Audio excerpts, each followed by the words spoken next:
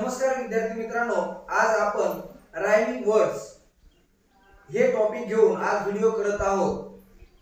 असे शब्द रायमिंग वर्ड्सचे मंथन परीक्षा असेल, बीटीएस असेल, एमटीएस असेल किंवा नवोदय असेल, अशा प्रत्येक परीक्षेमध्ये रायमिंग वर्ड्स असे विचारले जातात, तेव्हा आपल्याला ते आलं पाहिजे।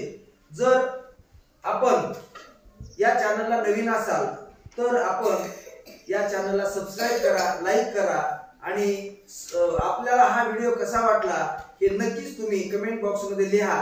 तर चला पाहूया आपण आज रायमिंग वर्ड्स।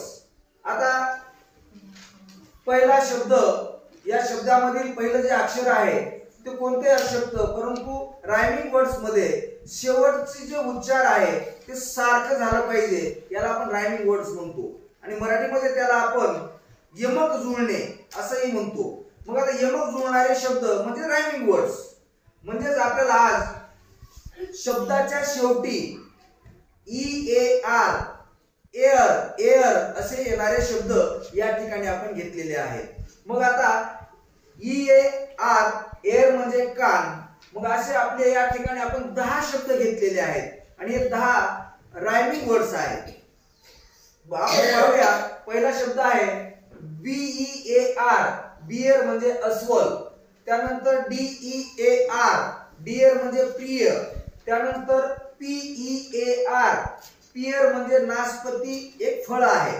त्याच्यानंतर W E A R, wear म्हणजे परिधान करणे किंवा घालणे। त्यानंतर T E A R, tear म्हणजे फाडणे। त्यानंतर R E A R, rear म्हणजे मागील।